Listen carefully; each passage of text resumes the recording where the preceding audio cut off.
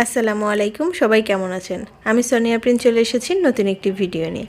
আজকে আমি আপনাদের সাথে শেয়ার করব সর্ষে ইলিশের রেসিপি। এর জন্য প্রথমে কড়াইটা গরম করে তার মধ্যে দিয়ে দিলাম পরিমাণ মতো সরিষার তেল, দিয়ে দিলাম এখানে 1 টেবিল চামচের মতো কাঁচামরিচের পেস্ট, দিয়ে দিয়েছি সামান্য পরিমাণে পেঁয়াজ কুচি, দিয়ে দিলাম আদা ও রসুন বাটা, দিয়ে দিয়েছি এখানে পেঁয়াজ বাটা। যেহেতু আগে কাঁচামরিচ ব্লেন্ড করা হয়েছিল সেই জন্য পেঁয়াজের কালারটা একটু সবুজ সবুজ হয়েছে। এখানে আমি পেঁয়াজ বাটাটা দিয়ে দিয়েছি প্রায় 1.5 টেবিল চামচের মতো। এবার ভালোভাবে একটু নেড়েচেড়ে মিক্স করে নিলাম। যেহেতু তেলটা গরম হয়ে গিয়েছিল সেই জন্য মশলাটা কষিয়ে নিচ্ছি তাড়াতাড়ি। দিয়ে দিলাম এইখানে সামান্য পরিমাণে হলুদের গুঁড়া, দিয়ে দিলাম ধনিয়ার গুঁড়া, স্বাদ মতো লবণ। এখন আমি এগুলো দিয়ে ভালোভাবে মশলাটাকে কষিয়ে নেব। মশলা যত ভালো কষানো হবে তত বেশি মজা লাগবে। যেহেতু মাছটা আমি লবণ দিয়ে ম্যারিনেট করে রেখেছিলাম সেই জন্য লবণের পরিমাণটা একটু কম দিয়ে দিয়েছি।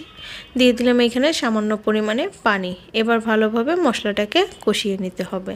মশলার মধ্যে যখন একটু ঘন বলক উঠে যাবে আর উপর দিয়ে তেল ভেসে উঠবে তখন মাছগুলো অ্যাড করে দেবেন। আজকে আমি ছোট ইলিশ দিয়ে সর্ষে ইলিশ ট্রাই করছি। সবসময় বড় ইলিশ দিয়ে করতে হবে এমন কোনো কথা নেই।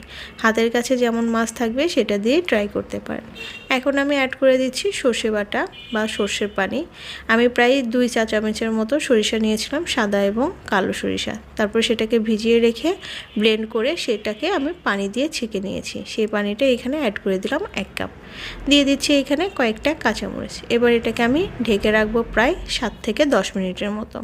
মাঝখানে আমি একটু ঢাকনা তুলে এটাকে মাছের এপিট ওপিট করে দিতে হবে।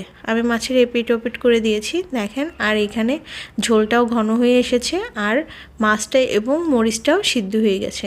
এখন আপনারা আপনাদের পছন্দ অনুসারে ঝোল অ্যাড করে দিবেন। আমি এইখানে 1 কাপের একটু বেশি ঝোল অ্যাড করে দিয়েছি। সর্ষে ইলিশ মূলত একটু ঘন টাইপসের হলে ভালো হয়, তবে পাতলা হলেও খারাপ হয় না। সাথে ডাল থাকলে একটু ঘন করে করলে ভালো হবে। যেহেতু আপনাদের ভাইয়া সবসময় ভাজা মাছটা খেতেই পছন্দ করে সেজন্য তার জন্য 1 পিস মাছ আমি ভেজে ঝোলের মধ্যে অ্যাড করে দিলাম। এবার এটার মধ্যে একটু বলক উঠে গেলে আমি দিয়ে দিব ধনিয়া পাতা। ধনিয়া পাতাটা আমি সবসময় একটু আগেই দিই, কারণ এটা বিলাতি ধনিয়া পাতা, এর জন্য আগে দিলে ভালোভাবে সিদ্ধ হয়ে যায়। আমি এটাকে আবার 5 মিনিটের জন্য ঢেকে দিলাম। 5 মিনিটের মধ্যে এটা ভালোভাবে ফুটে যাবে, তখন এটা ঢাকনা তুলে ফেলতে হবে। এই তো মোটামুটি রেডি হয়ে গেছে আমার সর্ষে ইলিশ।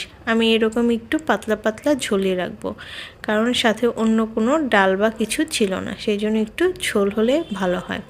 কেমন হয়েছে ছোট ইলিশ দিয়ে এরকম সর্ষে ইলিশ? আপনারা যারা কখনো ট্রাই করেন নাই অবশ্যই ট্রাই করবেন। সবসময় বড় বড় ইলিশ দিয়ে খেলেই যে হবে এমন কথা নাই। আমরা যারা মধ্যবিত্ত তাদের জন্য ছোট ইলিশ দিয়েও অনেক মজা করে অনেক ধরনের রেসিপি করা যায়। আপনাদের সাথে আমি শেয়ার করলাম। আর আপনারা যারা আমার চ্যানেলে নতুন তারা এরকম রেসিপি পেতে অবশ্যই আমার চ্যানেলটা সাবস্ক্রাইব করবেন। আর যারা পুরাতন আমাকে ভালোবাসা দেন তারা সবসময় এভাবে পাশে থাকবেন। আমি সার্ভ করে নিয়েছি, দেখতে কতটা লোভনীয় লাগছে আর খেতেও কিন্তু দারুণ হয়েছিল।